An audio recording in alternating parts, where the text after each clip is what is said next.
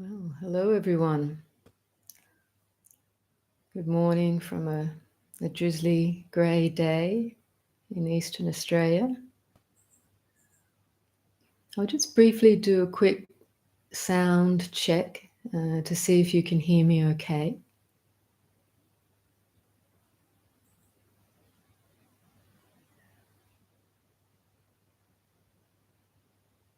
Terrific, that's good.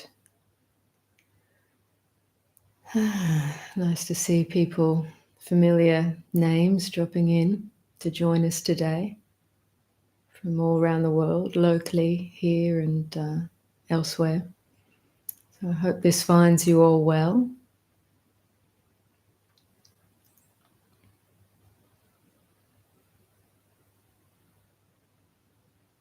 Lovely. So let's start our guided meditation for this morning. I'll give a few moments for people still connecting in. But wherever you find yourself now, just make yourself comfortable in preparation for the meditation. In general, unless you're feeling unwell, just trying to sit up with a straight back that's not tense, but not hunched over. This is the main point of the meditation posture. We want to keep the central channel of the torso quite open and relaxed so the breath can move freely. Of course, if you're not well, the lying down posture is something that you can do meditation in, and it's no problem at all. You may have a tendency to fall asleep more easily with the relaxation, so you can try keeping your knees up, perhaps supported by a pillow, if that's comfortable.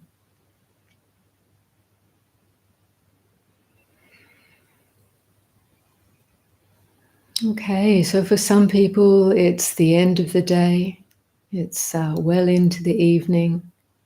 If you're tuning in live from Northern Europe, or from Europe, and from North America. For others, it's the start of a day. Perhaps your energy is feeling fresh. But however you feel right now, just bring your attention to the body in whatever posture you're in. And just get a sense of the shape of your body, of the posture you're in, sitting or lying down. And take a few moments to breathe in a fully conscious way, aware of the breath moving in and out of the body, how the body moves with the in-breath and the out-breath.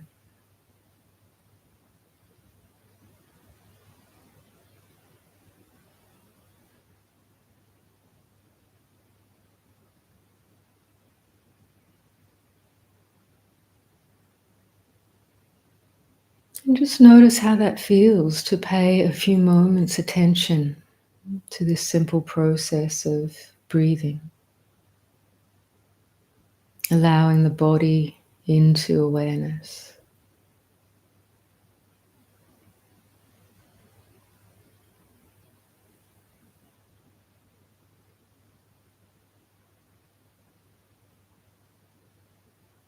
Sometimes just that simple attending to the bodily sensations and breath sensations can bring an immediate relaxation.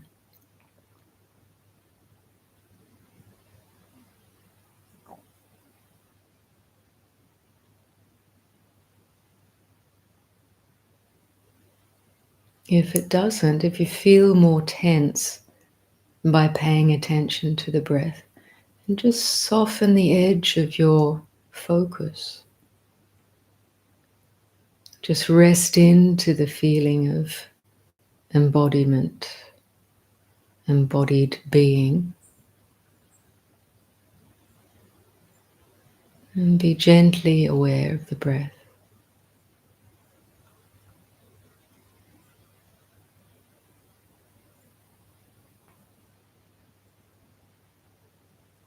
So there'll still be thoughts moving through the mind. And at the beginning of meditation, particularly if it's the end of your day, there's a little creature, a little bird hit the fly screen. They're not injured. As I was saying, if it's the end of your day, the mind, the thinking mind might be quite active. So just being aware of that, there's not a problem. Just notice the difference between the energetic movement of thought and the energetic movement of the breath in embodied awareness.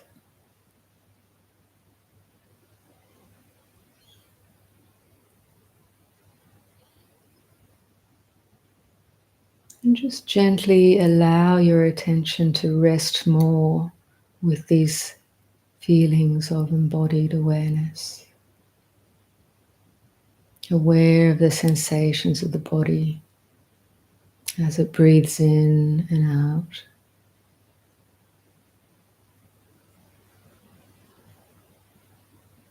And in this way, we can gradually let the awareness of thoughts recede somewhat.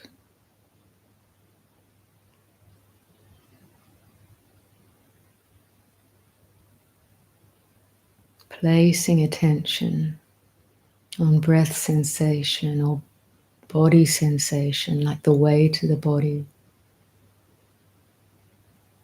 Gently, kindly, in an open, explorative way.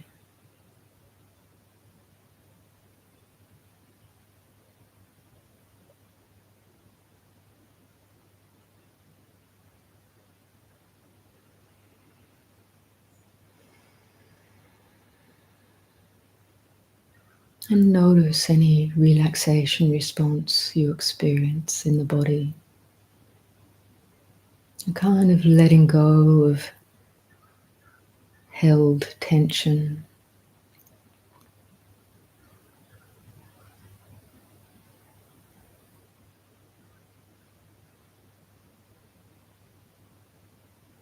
And repeatedly, in a gentle way, keep bringing your attention back to the feelings of the breath and the body. Every time it runs away with thoughts.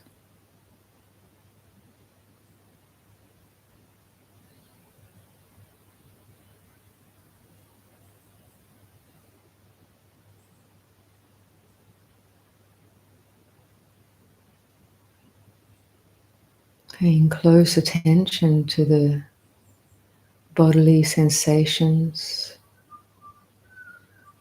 We're actually learning to place attention in present moment through this particular experience of body, of sensation in the present.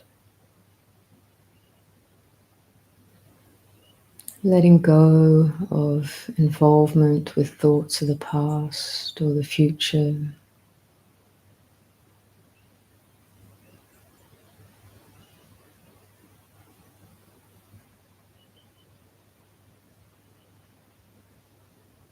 Gently letting go of any restless mental energy, which is a resting out of that, not a pushing it away, but a resting out of mental movement and relaxing into present awareness of body and breath, of simple being.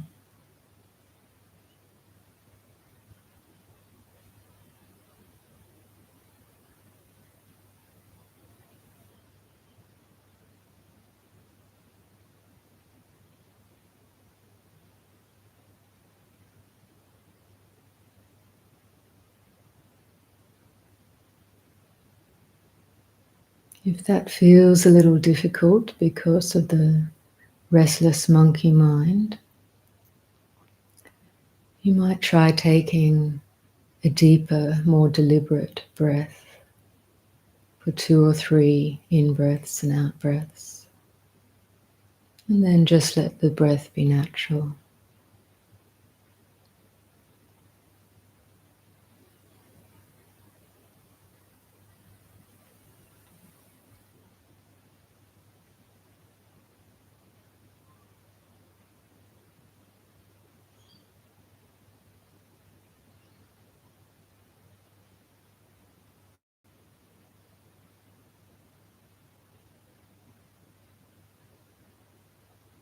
Really allowing your body, mind to relax.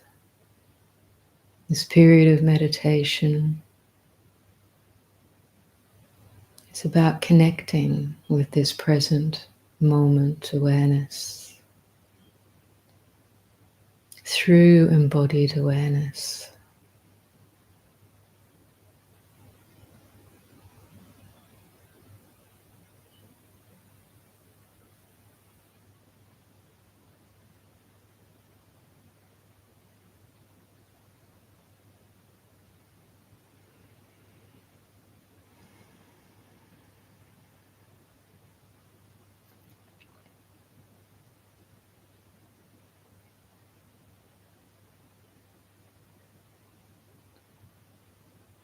The momentum of thinking may still feel like a strong stream for many.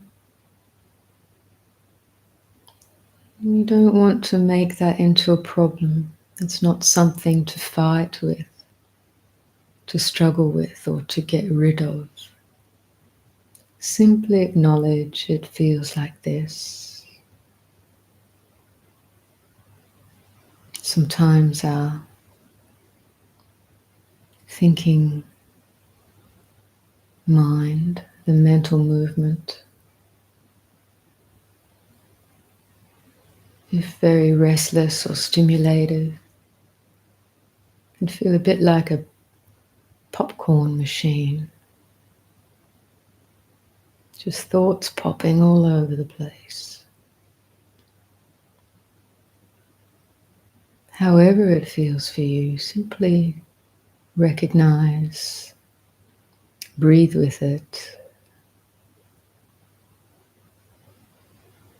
and gently encourage yourself to relax and pay gentle attention to the body.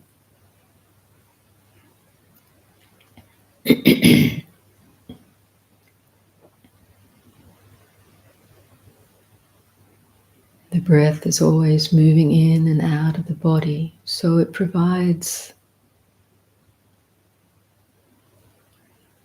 a wonderful anchor line for our attention to connect with present awareness.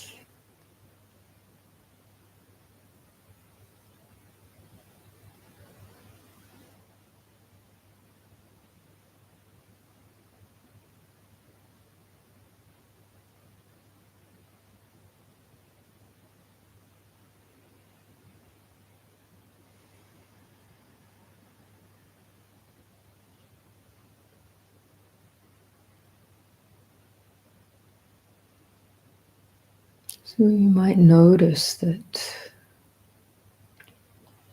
part of the mental movement we experience, there seems to be a quality of seeking. Attention is seeking something through thought. This is a very habitual movement of the mind, this seeking energy. It's something that drives thought and can drive this body-mind every day, moving to the next thing, looking, seeking for something. Very strong habitual movement of the mind. It's like a forward aiming attention. See if you can recognize that, no matter how subtle it may be.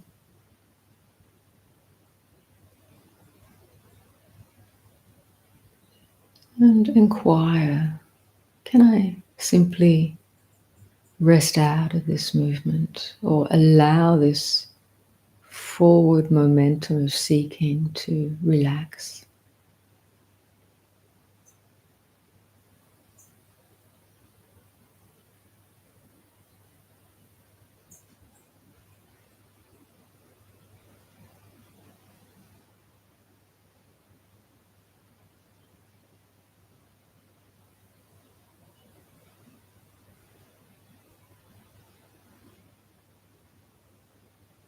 It's a bit like a current, but in the water, if you get pulled into a particular current, it has a strong momentum.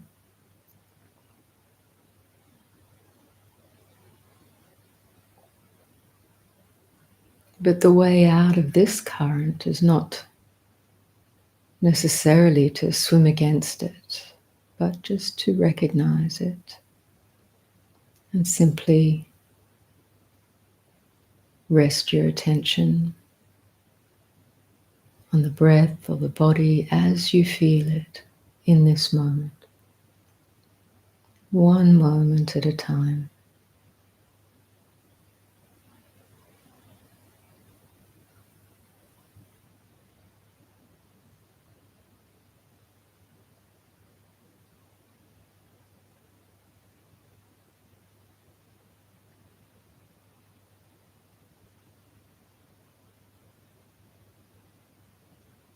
And you can even use a skillful thought to help rest the mind. Something like, there's nowhere to go right now. There's nothing to do right now.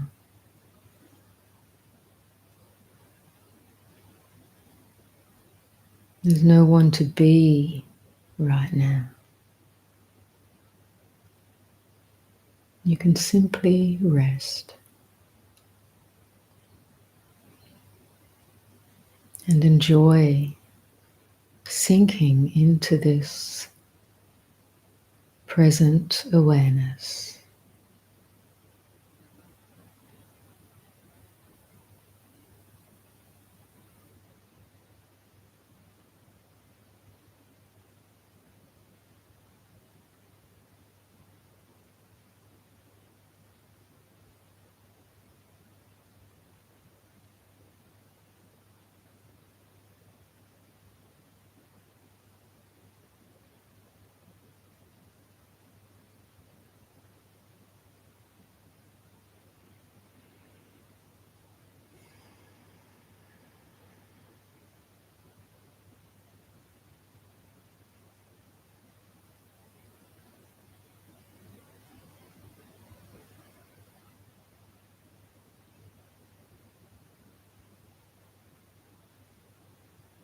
Now, although we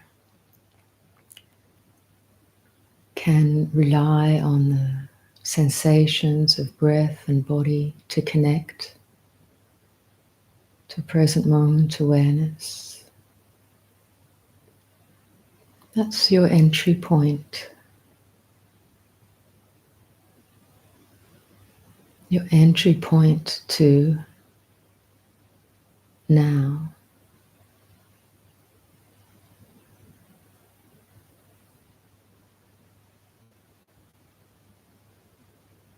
Something that helps bring you out of mental movement.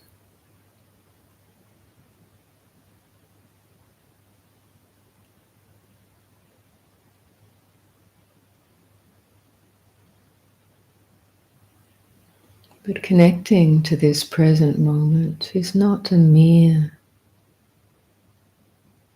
point, sliver within time.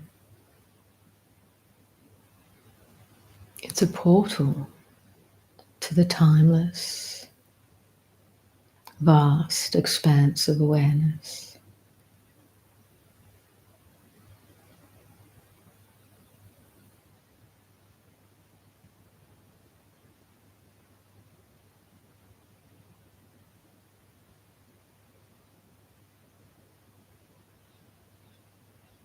Ever present,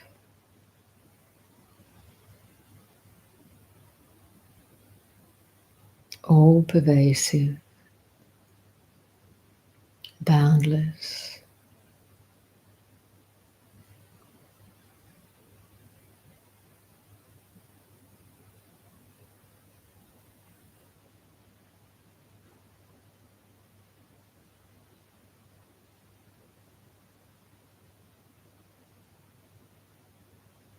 The very nature of this experience of mind, of being,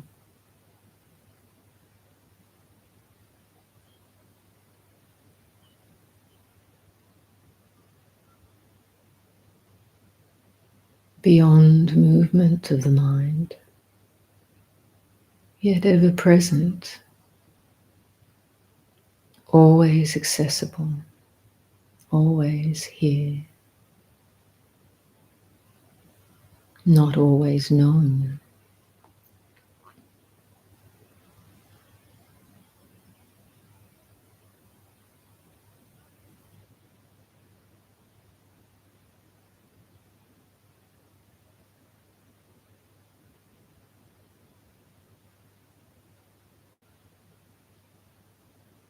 But our practice is to learn to recognize this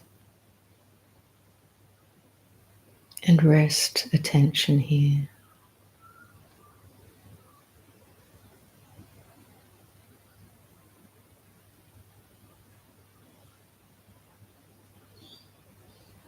Allow the moving mind to find release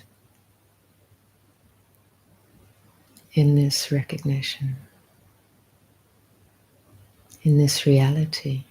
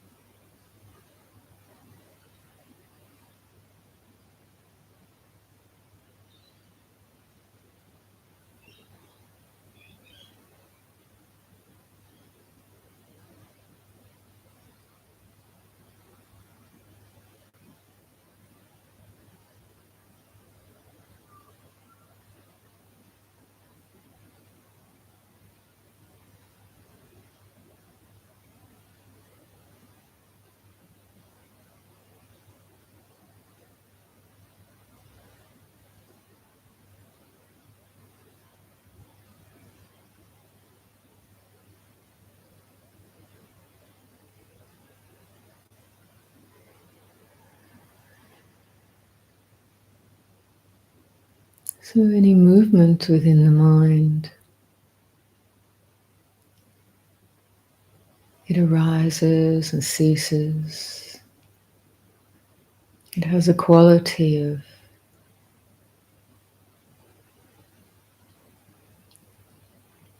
like a flashing light, impulses, neurological impulses.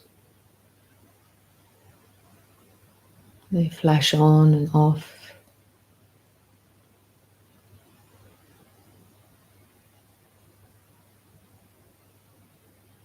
Let them be as they are. Simply don't identify. They have a momentum. They come and go due to causes and conditions.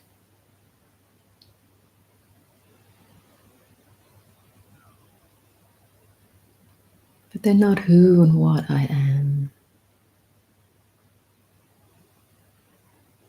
Simply a conditioned movement of mind.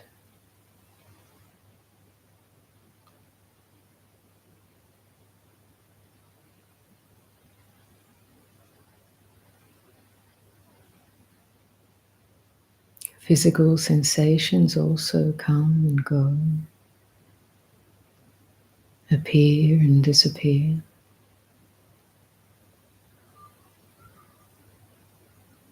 Another kind of stream of physical sensations. We don't need to identify with those either. They're following their own nature, having causes and conditions for appearing.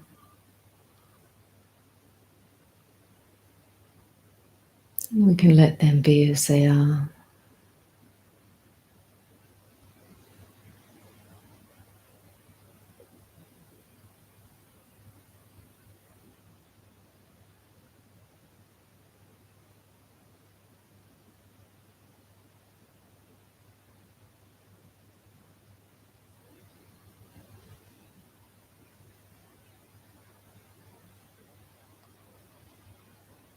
But we can know these appearances, whether mental or physical.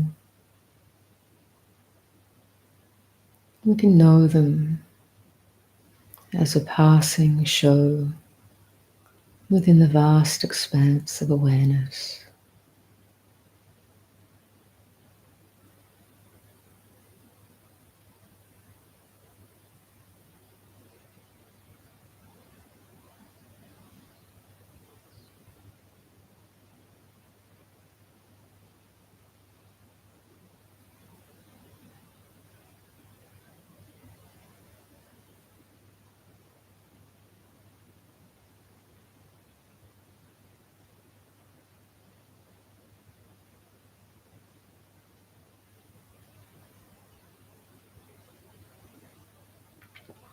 When we notice any identification with physical or mental movement, you can often detect a tension occurring, a tightness in the body-mind. Simply allow that to relax through awareness itself.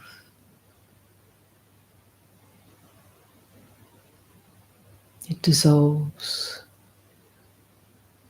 when it's seen and known for what it is.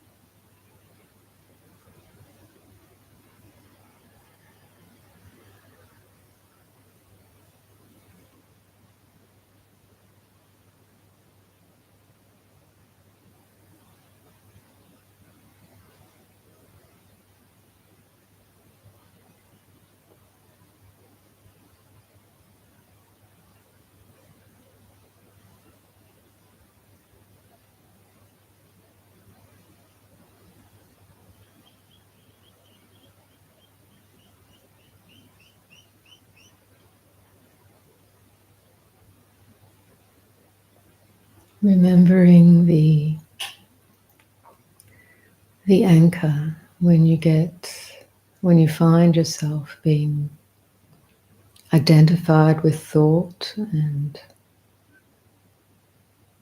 attention narrowing to the content of thinking. Simply recognize that. In that moment of recognition where waking up. And in that waking up, it can simply dissolve.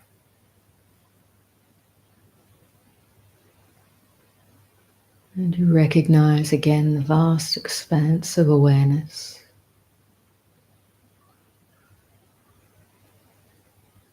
Or you can use this anchor of recognizing sensations of breath and body as a portal to that recognition of awareness itself.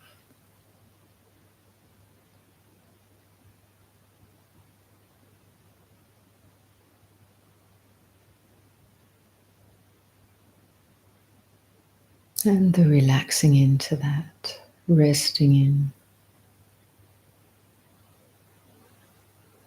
Nowhere to go, nothing to do, no one to be, nothing to chase down, nothing to get rid of.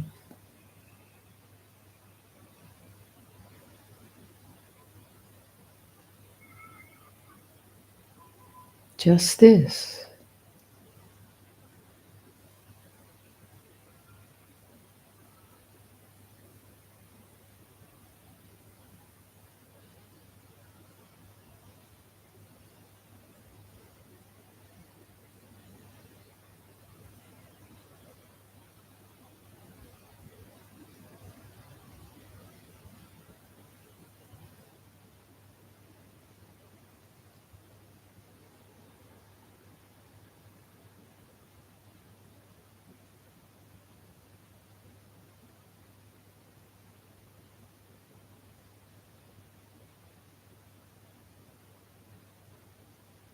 Don't try to keep it.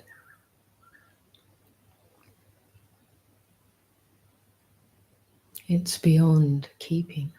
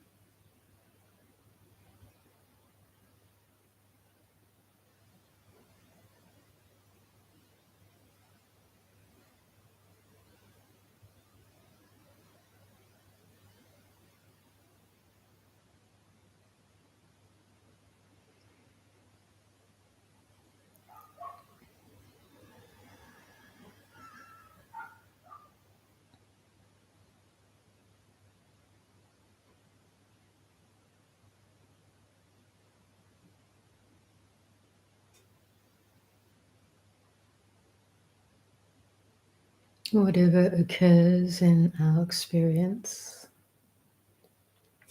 it's just what's occurring.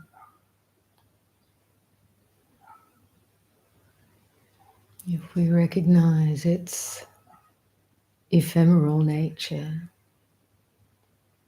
that it appears and disappears, that's all we need do.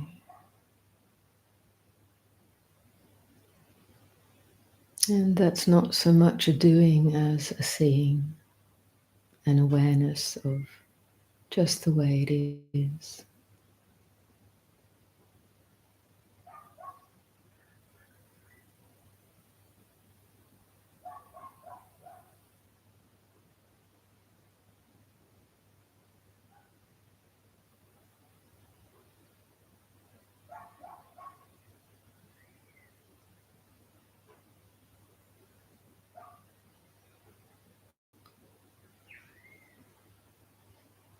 So as we begin to draw this meditation to a close,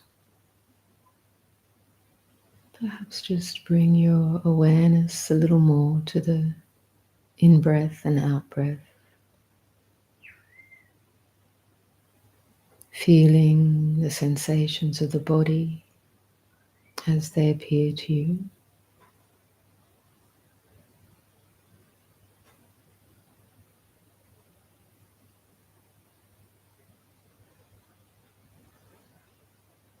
Taking a deeper in-breath and out-breath, and in your own time coming back into this shared space of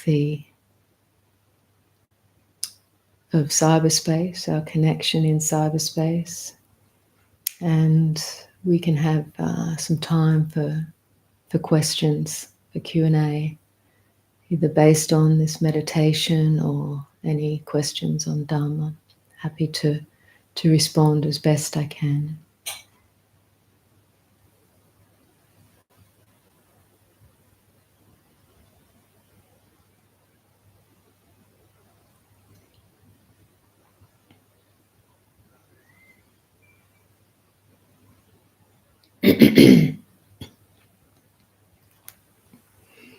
Just take a drink.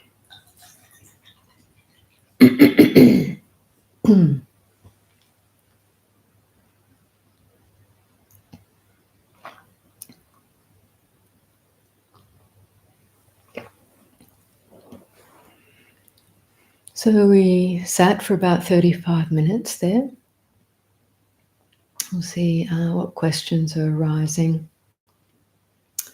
So Eric says, hello, I've met people who seem grounded, content, resilient and present, but have no spiritual practice. How can people who are unenlightened have this quality without being aware of it? Grounded, content, resilient, present, they're natural qualities of being. Whether or not people have a so-called spiritual practice, whether they have conscious practices. If you look into the lives and way of being of these people who seem grounded, content, resilient, you'll probably find, a good degree of wholesomeness in their activity, in their life. In some ways, this is a result of wholesome living. In the Buddha's path, he talks about sila, samadhi, panya. Sila being wholesome living, wholesome action of body and speech. This is actually laying a foundation of good karma. But that foundation actually allows the growth of more stable mind states, more wholesome mind states, more resilience, brightness of mind, whether or not we say they have a conscious spiritual practice. This is just the result of wholesome mind states. A stronger mind, a clearer mind, a happier mind. So this is part of the encouragement in the Buddhist path and all spiritual paths to try to align your actions and speech in a way that brings benefit or brings wholesomeness. The opposite or unwholesome activity of body-mind can bring more negative states of mind.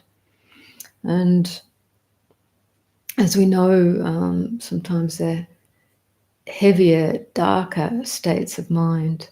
It's much harder to find contentment, to find ease, to find balance, to find joy. It doesn't mean that we can't. It doesn't mean that people who experience such states can't awaken, can't cultivate spirituality, but it just can appear that much more difficult. But wisdom can still cut through these things and bring about those qualities you speak of. So that's my sense of things here.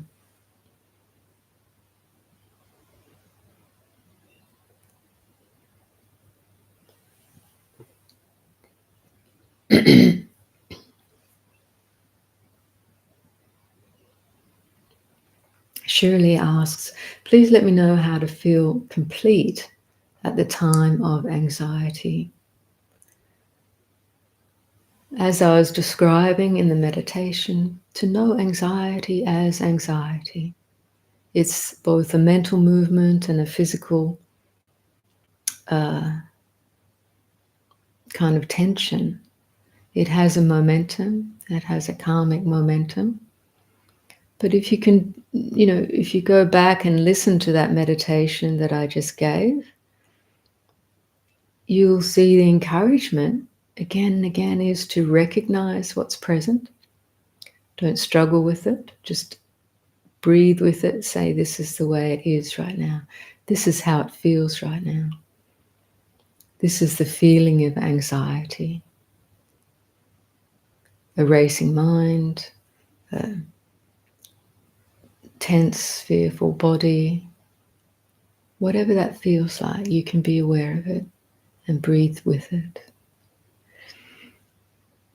Surely you may have already tuned into my meditations online, but the meditations on working with challenging emotions, one is about working with anxiety. Please return to that. It's on our website under guided meditations. It's giving direct pointers for working with anxiety, the expression of anxiety, how to be with that. So you have to practice these things. The anxiety is coming through causes and conditions. We're not trying to get rid of it. We're simply coming into presence with it and allowing things to settle naturally. So please revisit both this meditation today, all previous meditations, but this one in particular, and that one online. And I'm sure you'll find it helpful. But sometimes as we go along, we forget these things, these resources, and we're searching for something else. But actually those resources are there. You just have to return to them. Just like the breath and the body sensations. We're searching for something in our mind to rest attention on, to relieve anxiety, but it's a futurized seeking habitual energy, but that just creates more tightness and tension and anxiety. So we have to remember. Mindfulness is about remembering the resources that are here and now, the breath, the body. So even as you feel anxiety, inquire, what does this feel like? Where do I feel it in the body? Can I breathe with this sensation just as it is? Just for one moment and see what happens.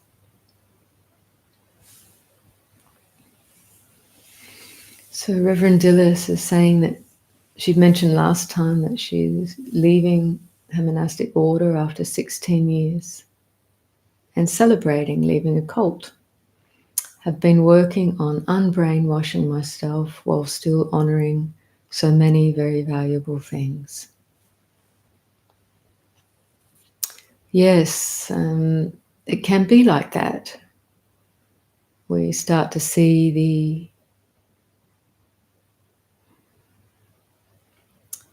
the ideas and beliefs in our mind that not so much the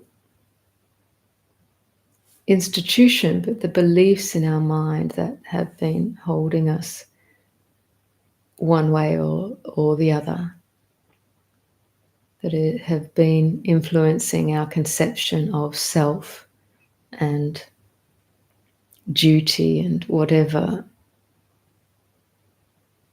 or the fear of not being one way or another. I know this because I left a community once. It's the beliefs that we've somehow constructed, mostly internally, that we have to release ourselves from. But that may well be a group think as well within a community or institution.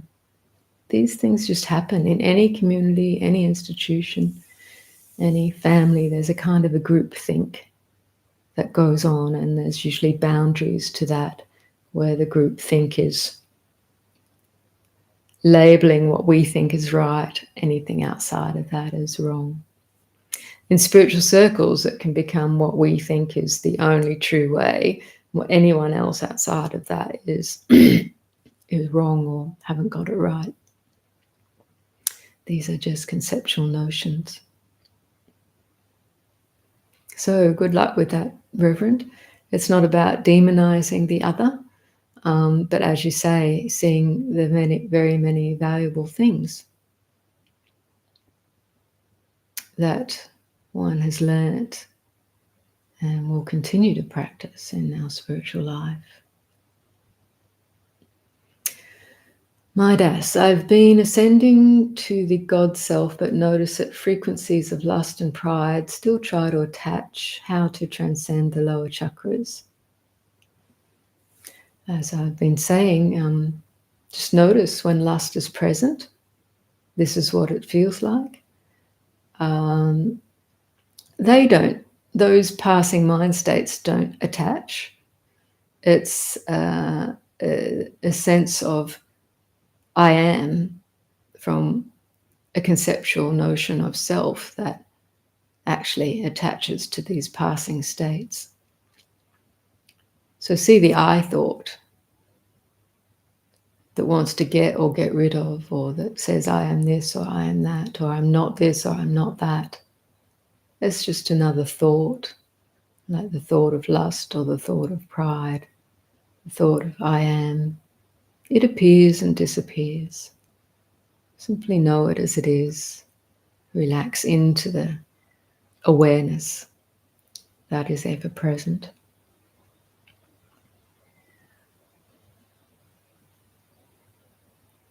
What's your opinion on Nisargadatta Maharaj? He's my favorite teacher. Well, I don't know if I have an opinion on him. No need to have an opinion, but I do think he's a great teacher. I've listened to many and read many of Nisargadatta's teachings. He's a great teacher. And I feel a realized one.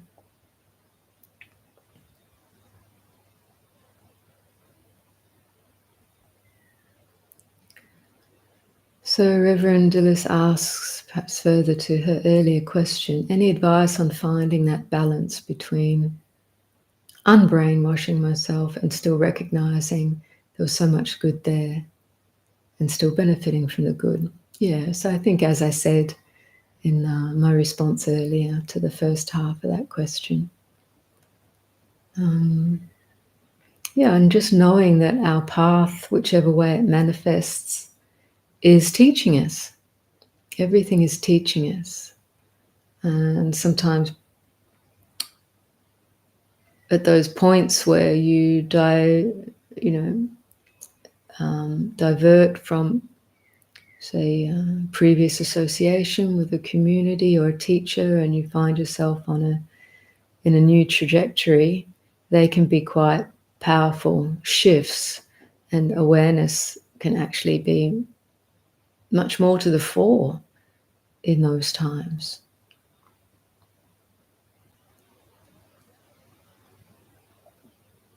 It's just like, just changing direction, finding a fork in the road and changing direction. But, every road leads to the goal, is one kind of metaphor. You've not left a spiritual path and found another spiritual path. Your life is. Or what's the saying? You're not a human being having a spiritual experience. You're a spiritual being having a human experience. Everything is teaching us, and sometimes there's a lot of unpacking of karmic stuff that goes along with these kind of experiences, these shifting from being in community and moving in a different way. So be patient with that unpacking and unfolding. All of those things, the good memories, the bad memories, everything that it gives rise to in our hearts is a teacher.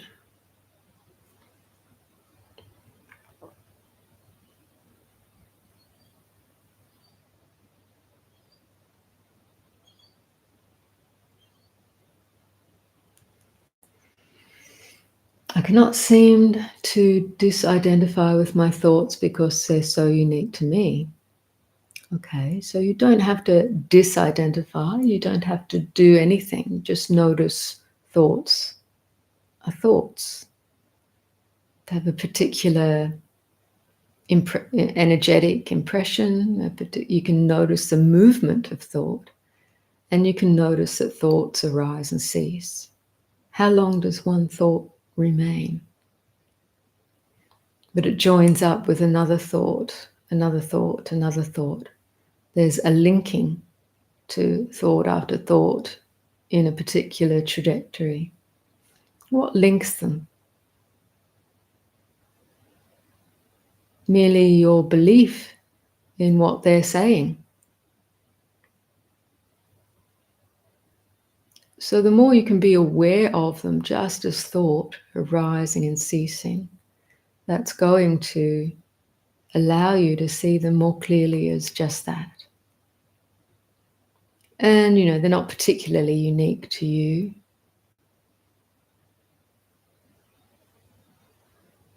You might think and feel they are, because that is the feeling of identification.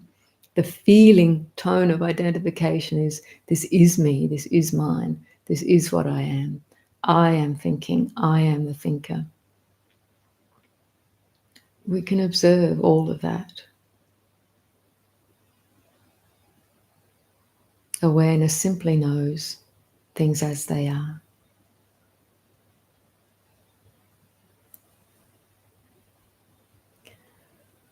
Just wanted to say thank you for having a presence here on earth at this time. Thank you for being present and blessing collective mind with an inspirational light. Thank you for your sublime love. Well, similarly, Delta, all of that back to you. Can say the same for you, for each one of you, in fact.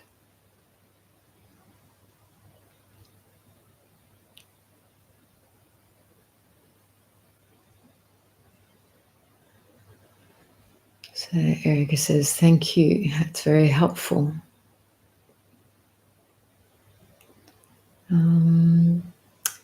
I just did my first retreat, 10 days of Vipassana meditation, and now I'm curious as to the practice of you and Jayasara. What is the difference in your practice to Vipassana? Well, if you just listen to any of our meditations, you'll see the difference. I presume your 10-day Vipassana was a Goenka style Vipassana retreat. I'd say it's easier to describe the difference in his approach because he just focuses on this on seeing impermanence for the most part, which is exactly what I've been saying, seeing the impermanence of thoughts, perceptions, memories, physical sensations. But Goenka's approach is quite a narrow one in terms of the guidance that is given by rote over and over again. Our practice is based in a tradition which has a broader view and perhaps a broader set of skillful means to aid beings as we move through this path of awakening. So if you just explore our website, you'll see in all the different resources there our different approach to Vipassana. Vipassana literally means insight. It is an integral part of the Buddha's teaching. It's just that Goenka has taken that and worked it as the main point, whereas it is an essential point for awakening, but there are other ways of approaching for individual beings. Working, as you can see, all these different questions here, people are working with different manifestations. Whilst we see them as impermanent, there are different skillful means we can engage as we work with what's appearing in our lives.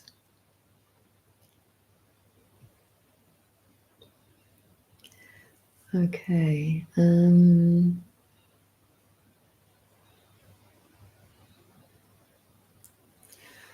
not sure. Thank you, Dak Sagan.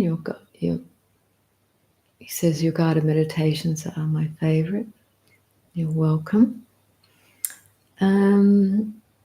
Jay says, I'm not sure if I know how to word this, but I have a question about thoughts, because identity is part of being in this world.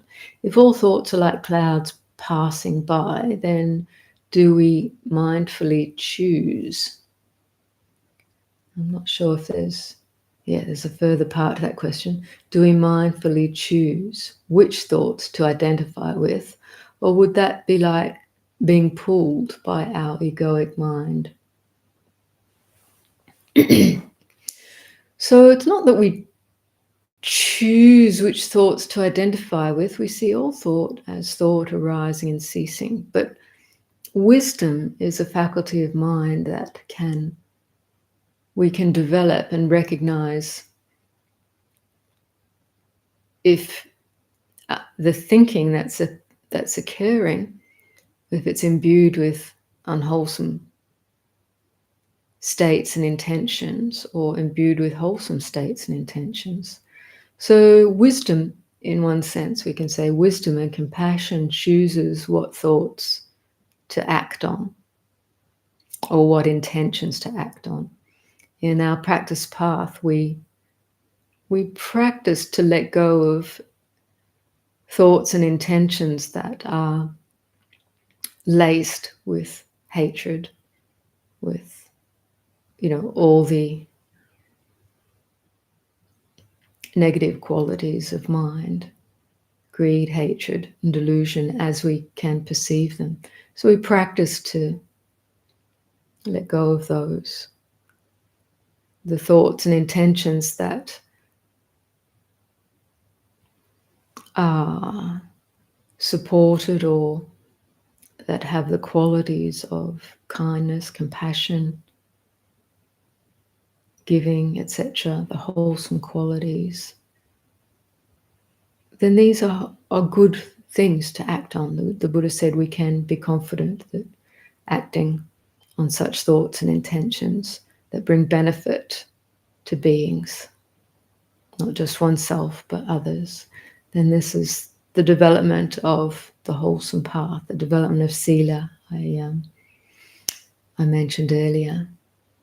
But still we practice to see that whether negative or positive thoughts arise and cease, you can act on wholesome thoughts without being identified with them. And a being who is fully awakened can act spontaneously because the heart is imbued with wholesomeness. But they may well be aware still of any residual, habitual, negative states that may appear briefly, and they know clearly it's not something to be acted on. It's not picked up at all. It just passes through, known fully for what it is. So, the confusion may be in this word identified, Usually words are just pointers, they're sounds, but each of us will draw meaning from them according to the context we've learnt them and we use them in. But identification, this word identification, it's just pointing to the fact that it's a good word, being fully identified with the thought. You're thinking, this is me, this is mine, this is what I am. But the wisdom mind can see it as a thought that arises and ceases. So clearly, is it you once it's ceased? Where is it? Is it you? It's gone. It can leave traces or impulses or lead on to associative thoughts, but we can observe that. Awareness knows that as a karmic momentum. Identification isn't a given. It's a habit. It's a tendency. And our practice is to come to see how that happens. We don't have to get rid of it, but we have to see it to understand. So, Thai forest Ajahns of Ajahn Mun tradition told me that all Western Buddhist practice is wrong. Really? No, I can guess which forest Ajahn might have said that. This is kind of frustrating because your teaching is very helpful. What should I do with this advice? If it's helpful, act on it. If it's not helpful, why pick it up? You seem to be saying Thai forest Ajahns of Ajahn Mun tradition as if there's a few of them who have told you this. If they're saying that, that's a very blanket statement. How can it be all Western Buddhist practice is wrong? That's a very odd blanket statement. So I'd be questioning that one, but hey, what's your tendency to believe in what people say?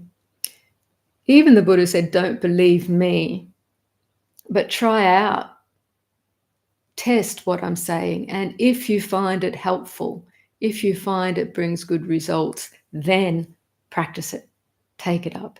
If it doesn't bring good results, let it go. Even the Buddha said that. Don't believe me. Try out what I say. And then, if it's helpful, go with it. How do you relate to resistance skillfully, feeling defensive while communicating with someone about a difference of perspective? So how do you relate to resistance skillfully right as resistance arises as opposed to retrospectively? Not sure about that question. So if you're saying if in the moment you're engaging with someone and you have a difference of perspective or opinion and they're expressing their point of view and you sense of resistance arising in yourself because it's different to what you believe. So that's not, I wouldn't say that's a wholesome feeling of resistance. That's just resistance. Something in you is resisting because you don't like what they're saying for whatever reason. So just notice that. If you let go of resistance, or if by noticing resistance, which is felt as a tension in your body, if you notice that that relaxes, it doesn't mean that you then automatically absorb the other person's opinion.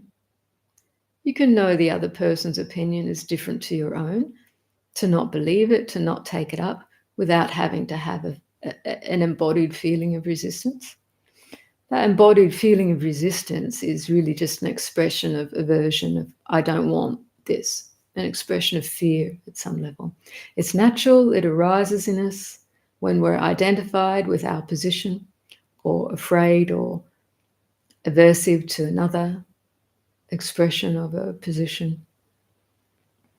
You know, when people get angry because they hearing someone else's opinion that's different to theirs, it's just anger, it's just resistance, expressed in anger or aversion. So the resistance itself is just a habit. It can indicate the arising of certain mind states. That arises and ceases. It doesn't have to change your view. If you don't have resistance, you're not automatically absorbing everyone else's view and opinion. Wisdom knows clearly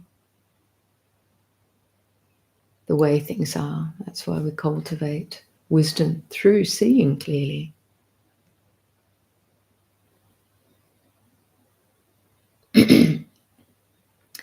Which thoughts? Okay, yeah, I answered that with Jay.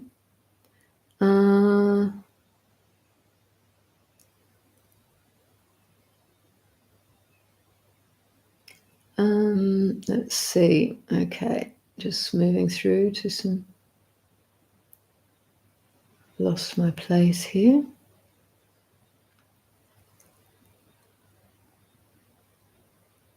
Okay.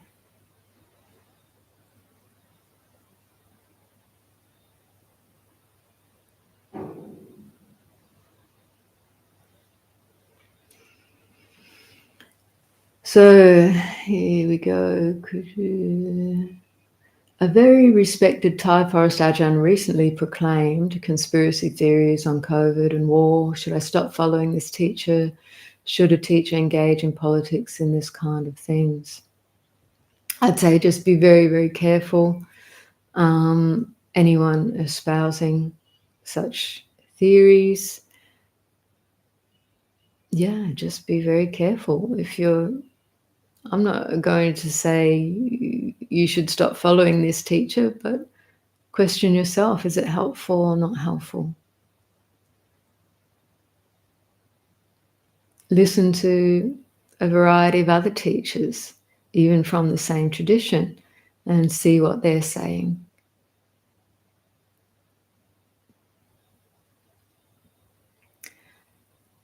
How to develop self-acceptance when rejection trauma and shame is really deep. It is something I'm dealing with lately, and it gives me panic attacks and feeling desperate. I'm 55 and trying to heal. I would suggest, Kalian, that you listen to the set of meditations I have called Embodying Awareness and Kindness. It's on our website under the guided meditation resources. Very simple meditations, but it'll take you through working with difficult emotional territory and just give you those pointers to work with this. Shame and trauma reaction and a sense of shame can be very hard to accept, but it is completely possible. It's learning how to breathe with those feelings when they arise and keep your mind open with kindness and acceptance in the moment, just one moment at a time. It can also help to find a therapist that can help you move through this territory. But there are these meditations on the website that might help you as well. Yes, this live stream will appear on YouTube. It just goes into the archive playlist where all our live guided meditations and Q&A are archived. So if you look at the playlists on the YouTube channel, there's various genres of the teachings that Venerable Jayasara record. The one called archive, and it may even say community practice or guided meditations. You'll find them all there. Will recognition alone break down habitual thought patterns? Yes, if you can recognize thought as thought and learn to rest your attention out of that stream of associated thinking. This is the practice. The recognition of thought as being impermanent, ephemeral, habitual, insubstantial will break down the tendency to get caught in them, the tendency to be deluded by them. As wisdom strengthens in knowing the true nature of thought and habitual patterning, there'll be less of a tendency to identify, to give them energy, to believe in them, and so they start to wane. Doesn't mean they don't reappear, and sometimes with power, but we just keep seeing them. The more we do that, the more they will wane, the stronger wisdom grows to cut through and to fully awaken beyond being caught up in such things. As I say, it doesn't mean they don't appear, but the wisdom mind knows exactly what they are and no longer takes them to be me, mine, and what I am.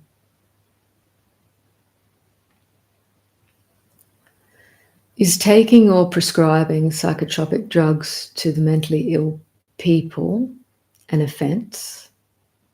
No. No. Medically prescribed drugs is not an offense to the 5 precepts, the 5th being to abstain from taking alcohol and other drugs for entertainment purposes, for distraction. Basically, it's for distraction, and also to the extent that it really undermines your mindfulness. The prescribed medications are not included in these precepts, as long as you take them according to your doctor's recommendation and don't abuse prescription drugs. Abuse of prescription drugs would fall under that 5th precept. So Nosy Parker says, I always refer back to the 37 things that bodhisattvas do. Yes, so that was a recording that Jayasara made. Beautiful recording, which people can find. I'm not sure which playlist it's in. It might be the Mahayana playlist. Beautiful, beautiful recording for aligning with the wholesome tendencies and wholesome intentions that bring benefit to beings. Thanks for mentioning that. Do the masters mention wholesome activities such as good sleep, community, balanced diet, exercise? Yes, some do, actually. But because these can be very particular, certainly the Buddha talked about association with the wise, so that would be community, finding balance in one's life. These are all good things. And these days, when we have so many environmental factors that overstimulate our brain, really, it's just good sense to try and get good sleep if we're not getting good rest, the body isn't being able to renew and rejuvenate. So exercise, diet, and finding balance in our lives can support that.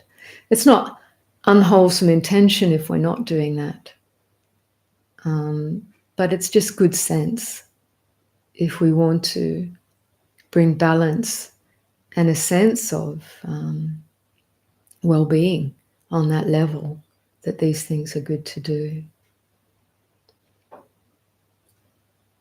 Is Thai forest tradition Mahayana or Theravada? It's based in Theravada. It's Thai forest.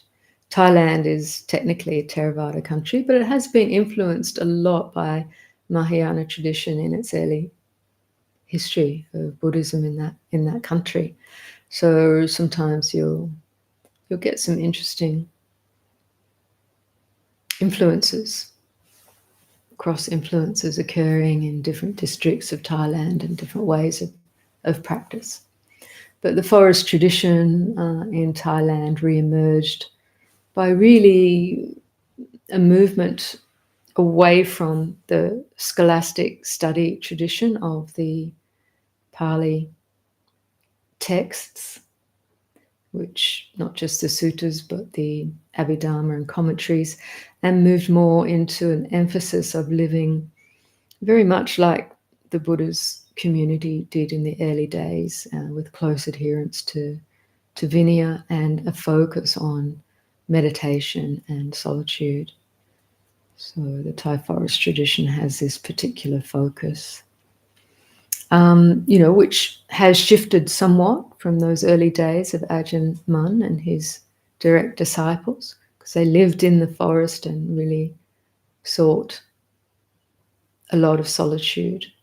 Nowadays, there's a lot more community practice in the descendants of this tradition. Solitude's part of it, but community is a big part as well. Okay. I'm in a relationship, yet I feel like I'm being loved too tightly, and our paths must part. Yet the thought of ending gives me sorrow. I don't know how I can bear hurting someone I love. Well, I would suggest you just talk through things. You don't have to leave based on a feeling of things being too tight. Really engage in some honest, open conversation, skillfully, not projecting, hurting, or blaming the other, but sharing from your heart about what you're experiencing and trying to own your stuff too. This, just honestly engaging with the intent of love and kindness and mutual support can turn things around. Yeah, so try that. Thank you, very good. People expressing some gratitude. Great. Flory says, I'm aware that lately I've felt the craving of eating meat. I'm also aware of the fact that food holds frequency and can negatively influence our spiritual growth. What do you suggest? You just, I don't suggest anything in particular with regards to diet. Each person is very different regarding their body and the nutrient needed. And I would just, encourage you to listen to yourself and explore what might work for you. Diet these days is a big thing because many people are experiencing different kind of illness, and which may or may not be, but it can obviously be influenced by the highly industrialized and processed diet that modern civilization find themselves having to eat, because often that's just what's available. So people are exploring different kinds of diets to see if that can positively affect their health issues. So I have no particular opinion on what people find helpful to eat or otherwise.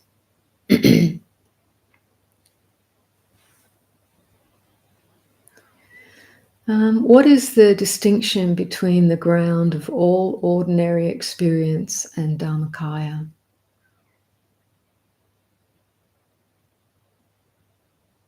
Can you elaborate?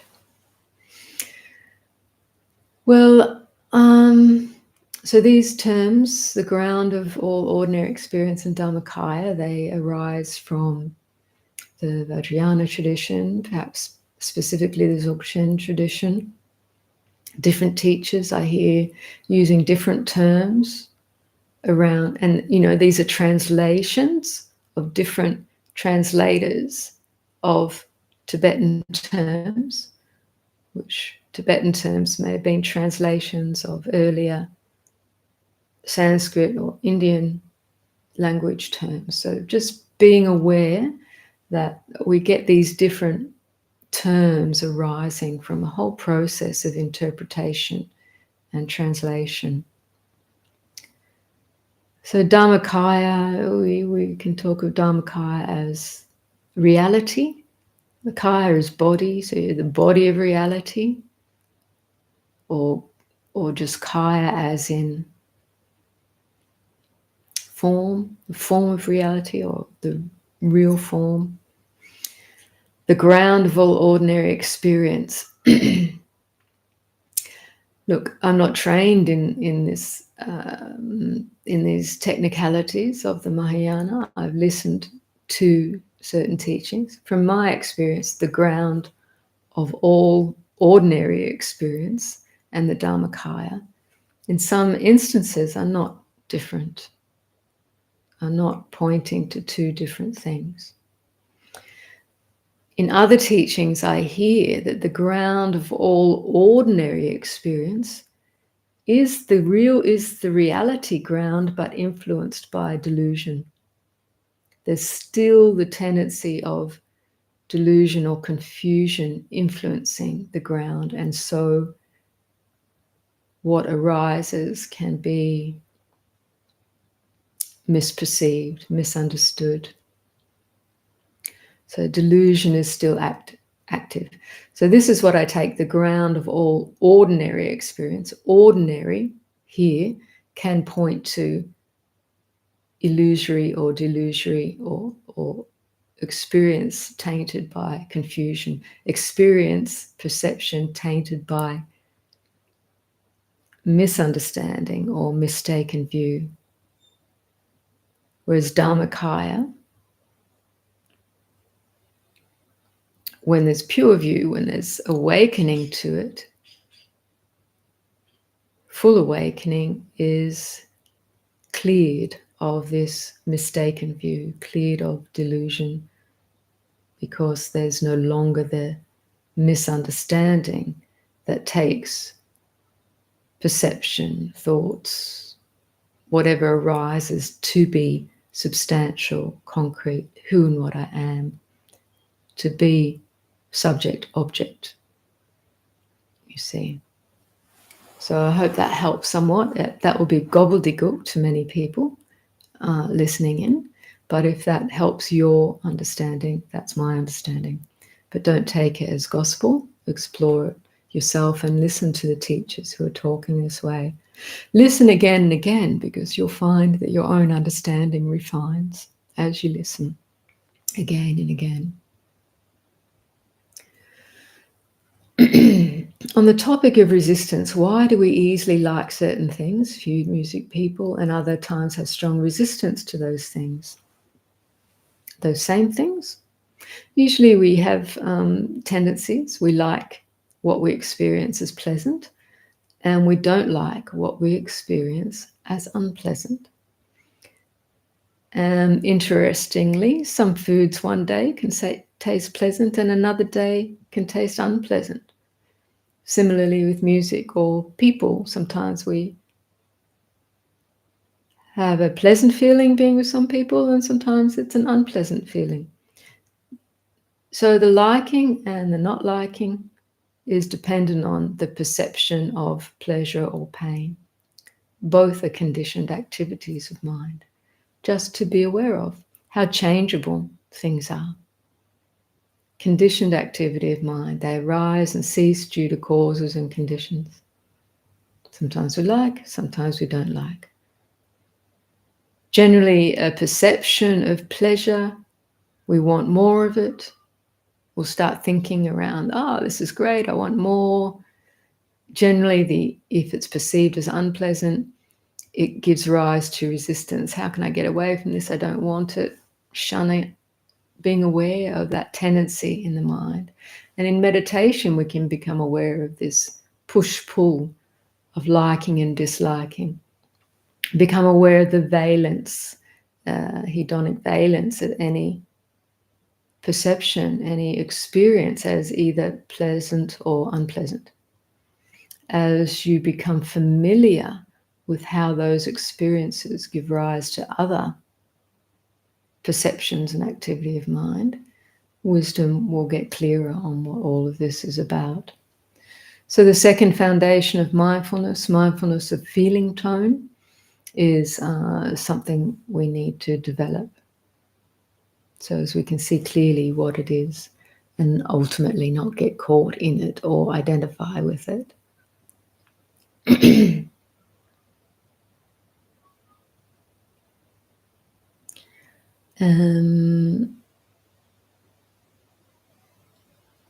Someone's appreciating Rumi's words. Very good. He's a great teacher as well. How can I deal with bullies? I don't want to fight them, but they seem to get into my head and take away my energy. How can I keep my energy feel clear, mine, without worrying so much what they say? Just leave it with them. Just recognize if, thoughts of them are entering your mind even when they're not present. This is just the power of thought and probably fear. You're trying to figure out how to deal with them when they're not present. Rather, you can just see that that's a thought, a memory. It's okay to relax out of it. If they're not present, there's nothing to fear right now. Just breathe with whatever it gives rise to, let go. You can even explore, this might sound very odd and counterintuitive, but explore the possibility if the image or the thought of a bully arises in your mind when you're not with them, see if you can embrace them mentally, give them love, acceptance in your mind, in your heart, reducing the fear. Usually a bully actually in their own egoic makeup have a very fearful heart and maybe some abuse history.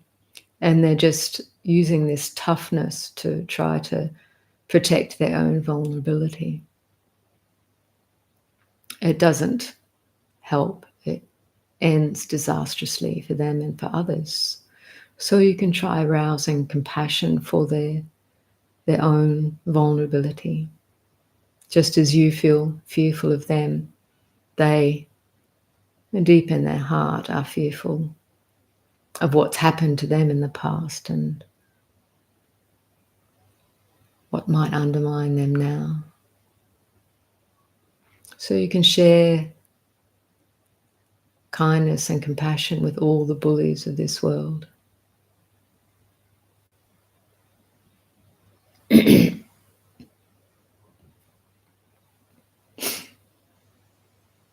Evening meditation is often noisy in my home as I have a large family. It can be distracting, but I still manage to meditate. Is it necessary to have complete quiet while meditating? Absolutely not. It's fantastic that you continue your meditation practice. So your practice might be more specifically just hearing sound as sound. the bumps and yells and whatever's going on.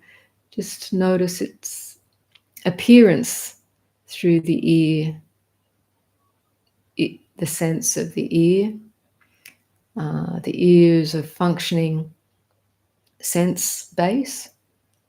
It picks up on sound in the field, and it's experienced as a moment of hearing.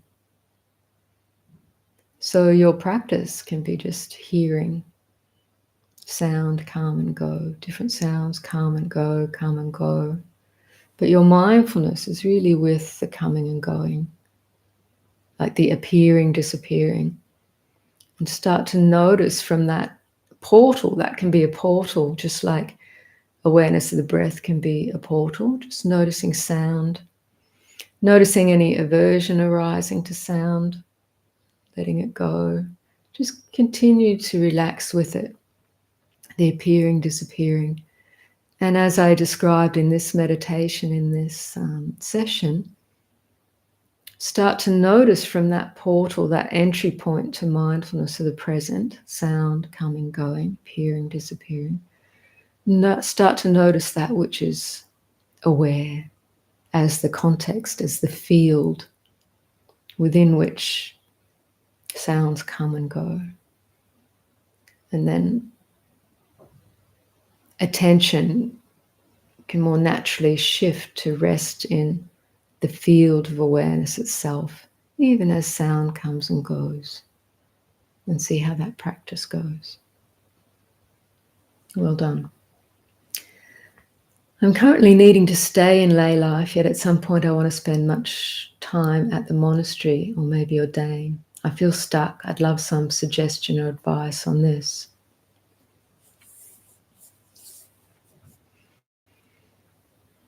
You know, it's the wanting and the not wanting, isn't it? Be aware of wanting some idea that you're projecting into the future, projecting into, say, the monastery, and also some idea of what it is to stay in lay life, and this tendency to want to resist that, to be averse to that. I don't want this, I want that. This, what I was saying earlier, this push-pull in the mind, it really just arises from ideas, from thoughts. Something might happen in your lay life that you don't like, and you think, I want to get away from this, I want to get to the monastery. Or in your meditation, you might have a moment of peace and you think, I could get more of this if I went to the monastery.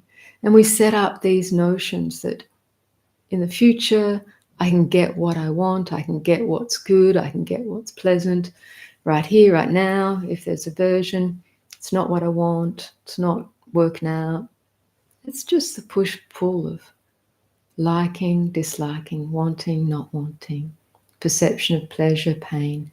All of this is just happening in a momentary thought stream of consciousness, appearing, disappearing.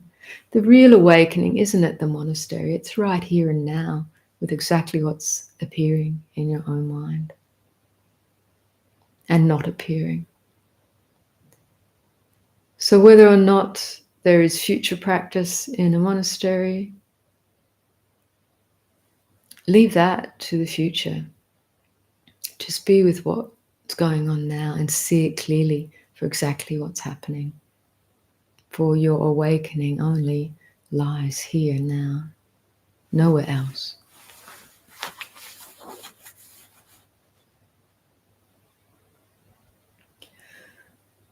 What does so much peace reside in our objective self?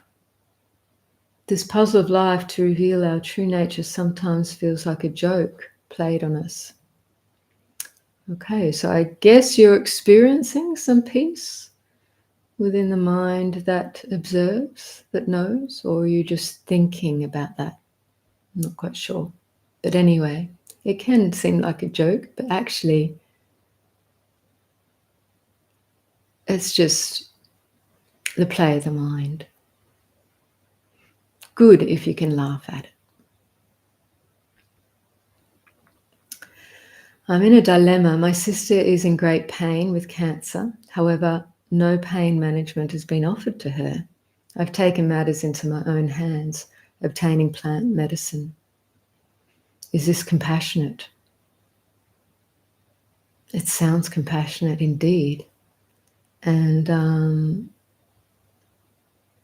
perhaps you can inquire or have her inquire of her doctors about pain management. You know, if there's pain, it really, to be appropriately managed, you know, her care providers should be looking into this. So, yes, look into that. Okay, thank you for all you offer. You're welcome. And Longchenpa's, the imperative awareness. Yes, very good. Re-listen and re-listen. I think that's in response to the earlier question. Re-listen, and you'll hear layers, different layers of things. Things will clarify if you practice with it.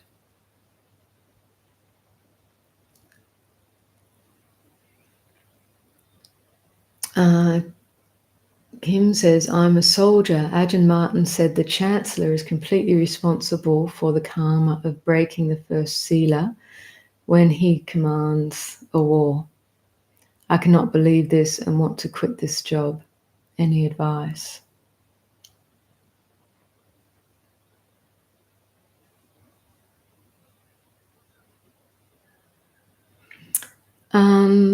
So you're saying you can't believe that when someone commands going to war that it breaks the first precept? For me, the first precept is to refrain. The first precept is worded, I undertake to refrain from taking the life of any living creature. So if you reflect on this yourself, it's about the intention, the clear intention of taking life and following up with the act of taking life. The thing is, I don't think the Chancellor has taken the precepts, the Buddhist precepts. I don't think he's Buddhist, or she, I'm not sure.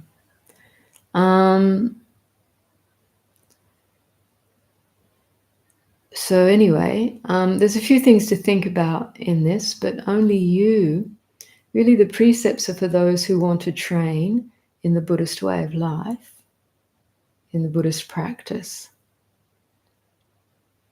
And that's something for you to consider around your job, particular job. It's something to reflect upon as if you want to be a Buddhist practitioner, if you want to take up a Buddhist way of training, to just look at this in your own life. There's many things we could say about war. It seems to be the way of the world. It's up to you which way you want to support or not. Things will play out in the world that we often don't have control over. But we can take measures in our own life if we wish to do so.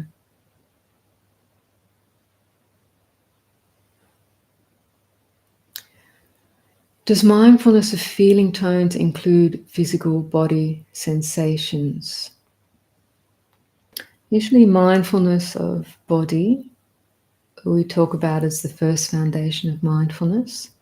But yes, in terms of feeling tone, there are the feeling tone, a physical sensation can have a feeling tone of pleasure or displeasure, pleasure or pain, anywhere along that spectrum towards neutral in the middle, but also a mental feeling tone. Essentially, feeling tone is a mental component, but we can notice, for example, if I experience a sharp pain in my knee while sitting, I can look at that and I can explore where is that sensation. I can feel, say, a tightness or burning in the sensation, maybe in the tendon or something. So I can say I perceive there's a perception that is unpleasant in that moment. But that's not a permanent sensation and a permanent perception. It's a pulsing one. So I can say the sensation is one thing and the feeling tone of pleasure or pain is another. And the perception of it is yet another aspect of that experience. There's the physicality, there's the tonal pleasure, pain, and then there's the actual perception. Because sometimes that knee can maybe hurt, and if my attention goes elsewhere, I don't experience it for a moment or two or more. Has it gone away? My perception is aware of something else. Perception is no longer picking up that. So the pleasure or pain of that is not perceived. The sensation is not perceived if attention is on some other object. So these are all things just to explore and get to know. But usually on the ordinary level, yes, we can say this is a pleasant or unpleasant physical sensation. And this is a pleasant or unpleasant mental sensation, such as a feeling of anger is unpleasant in and of itself. A feeling of kindness is actually pleasant. A feeling of a taste that we perceive as pleasant, that we perceive we like, is pleasant. Say a bitter or unfamiliar taste we might dislike, it's perceived as unpleasant. But these feeling tones, perceptions, sensations are all very momentary, interacting with each other, giving rise to a sense of something more solid. Our inquiry breaks down the solidity and the reifying or concretizing or absolutizing of those experiences. We see it's just a conditioned flow of phenomena.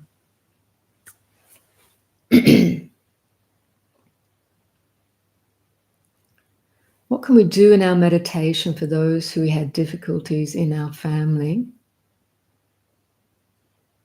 who are ill and passing? If you mean those in your family who you've had difficulties with in the past, or if they're just experiencing difficulties through illness and passing away, what you can do in your meditation is bring their image to mind and embrace them with love and compassion. Share metta. Metta is loving kindness. Wish them well. It's basically the intention of may you be well, may you be happy, may you be free from suffering.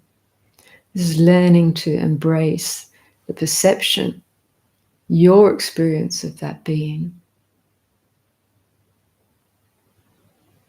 with acceptance, with kindness, with love, opening your heart and sharing goodness, wishing them well, generating kindness and compassion.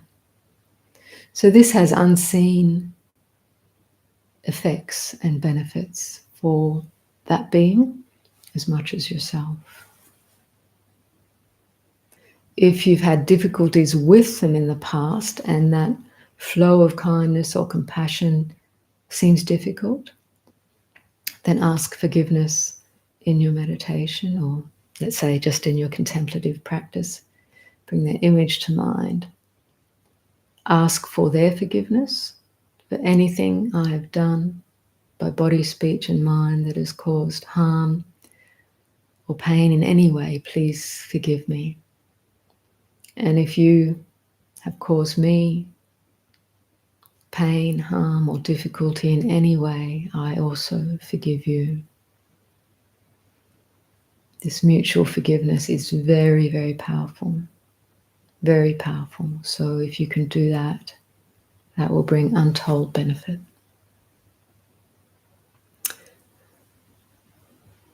Yeah, so working with waves of sadness or grief, similarly, open your mind and heart, accept feelings of sadness or grief or loss. I've got a meditation particularly working with grief, embracing grief and loss, in the series called Working with Challenging Emotions. It's on our website, vivekahermitage.com, under the guided meditations. So if you can listen to that, I'm sure that'll help.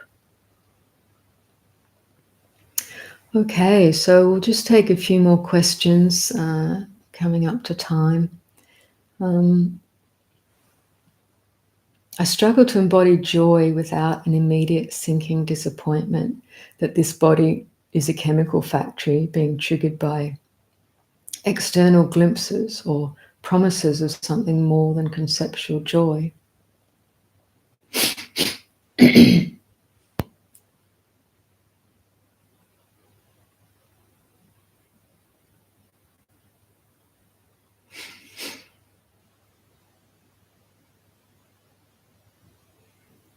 Joy, if you can practice, bring to mind what I was just talking about, some kindness and compassion for yourself and for others as a fairly regular practice, you will find that joy, the subtle feeling of joy and gladness will come as a result.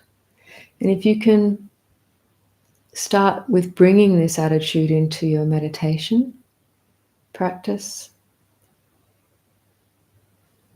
or listen to guided meditations that work with kindness and compassion, or metta meditations.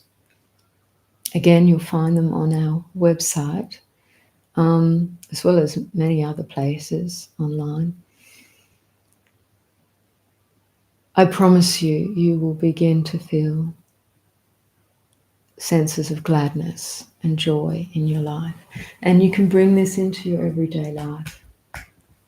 Wherever you feel moments of tension or tightness or aversion, learning to release.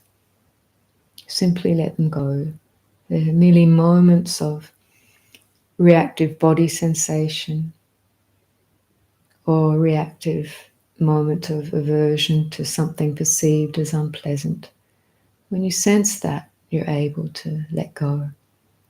One of the meditations online in the series Working with Challenging Emotions is called Looking Into Desire and Fear. If you listen to that, you might get some helpful tips for working at that level.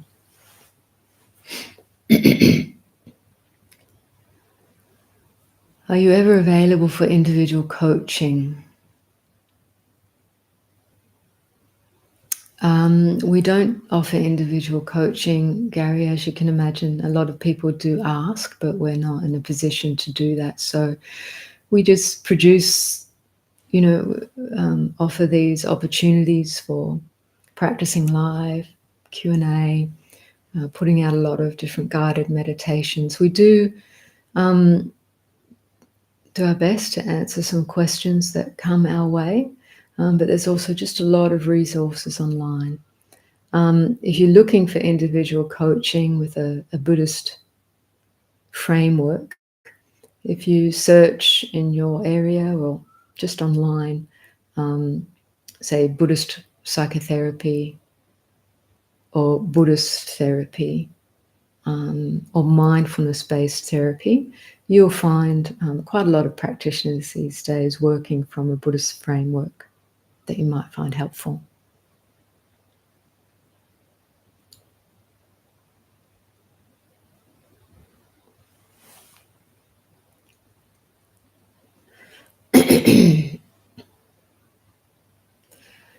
So Kim's asking further A concrete question: can a true Buddhist who has taken the 5 precepts be a soldier and using rifles, especially in the current situations in the world?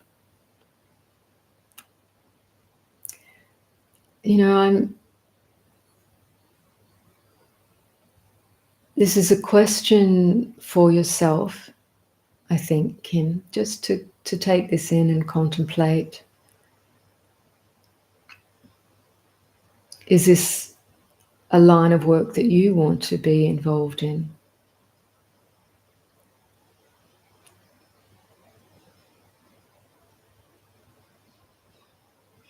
Are you prepared to use a rifle and take the life of another human being?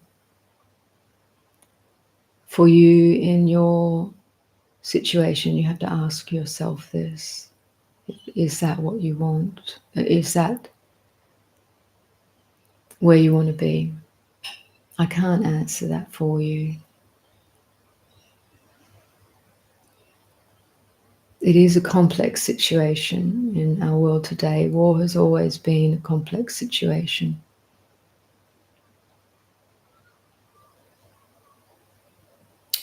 Does any of it really help?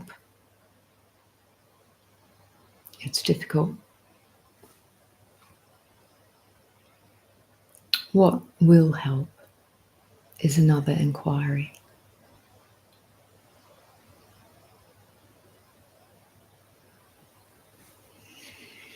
How can I address moments when I feel stuck? For example, sometimes I get overwhelmed choosing which meditation to guide me. The time I spend searching, I would have already completed my practice. Well, it sounds like doubt is a problem. I think most meditations will be helpful.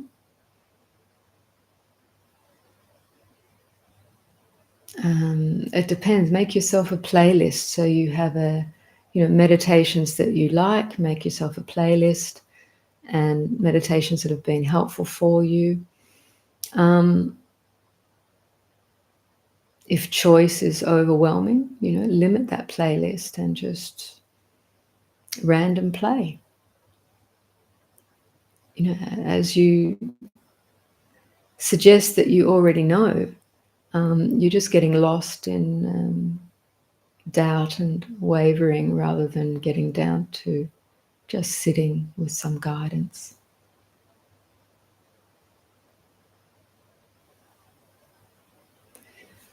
Julie says, I have great difficulty with the energy of anger. Do you have any suggestions to pacify this energy? Yes, I've got this great set of meditations called Working with Challenging Emotions on our website, and one of them is Resolving Anger. So please go there. This is why I made this series. It was actually Jayasara who encouraged me to address challenging emotions in a series of practice, because these are questions we get over and over again. We all experience these particular difficulties in practice. So engaging in those guided meditations and reflections can help you get a handle on how to practice with them. Yeah. I'm a physician and want to work as a psychiatrist with mentally ill people. Since I'm not enlightened, I feel as if I don't have the right to help these patients. Well, if you waited till you're enlightened, then if all doctors waited till they're enlightened, there would be no help at all in this world, right? You don't have to be enlightened to help patients. But if you have the intention of kindness and compassion, you can bring great help. And if you have a spiritual viewpoint that informs you in your practice as well, which encourages kindness and compassion, you can be of great help. So please, go for it.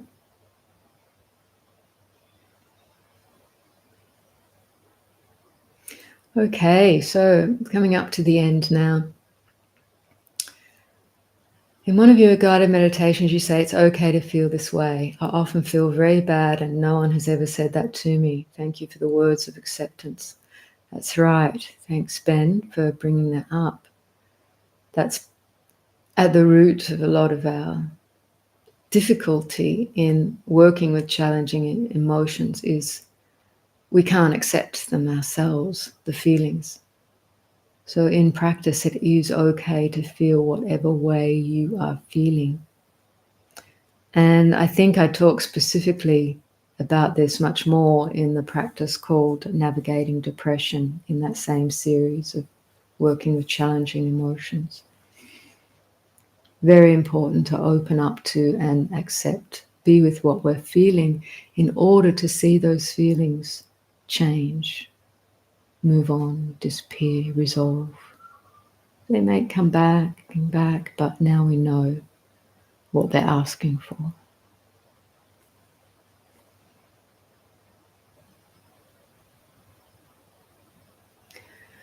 Very good. So we're actually at the end. Gary is expressing appreciation. Should I spend more time without any prompts, just sitting in silence? If it takes you to do so, please do so. It's really, ultimately, the teacher is within. When you get to a certain point of understanding, you can trust your own intuitive guidance. And, there are many skillful means, many helpful resources in this world. Knowing, beginning to trust your own sense of what's helpful and what's not helpful will help to guide you as well. So thank you everybody for coming to this session and engaging. Jayasara says, let people know that there are still issues. Oh yeah, we have a minor security issue through the Chrome browser. If you're trying to open our website on, I think it's just on Android phones with the Chrome browser, it's not opening for the time being. But if you try a different browser, it does open, and all those web pages are secure. There's just some slight incompatibility issue, and Chrome on Android phones won't open the site. But if you go somewhere else on a laptop, if it's not opening through Chrome, open through another browser and you'll get there and find all those meditations I mentioned. So thank you. Thanks, Jayasara, for that reminder. Very good. Someone's saying anxiety doesn't go away. My nature is anxiety. Anxiety comes and goes. It's okay. Notice what knows anxiety. What knows anxiety is not anxious. What can be aware that anxiety is present in itself is not anxious. So I leave you with that and share all blessings with you. In 2 weeks' time, Jayasara, Seminary Jayasara, will take this live stream. So please make the most of the resources we offer, and may you all be well, may you all be peaceful, may you all realize Nibbana. Take good care. Bye for now.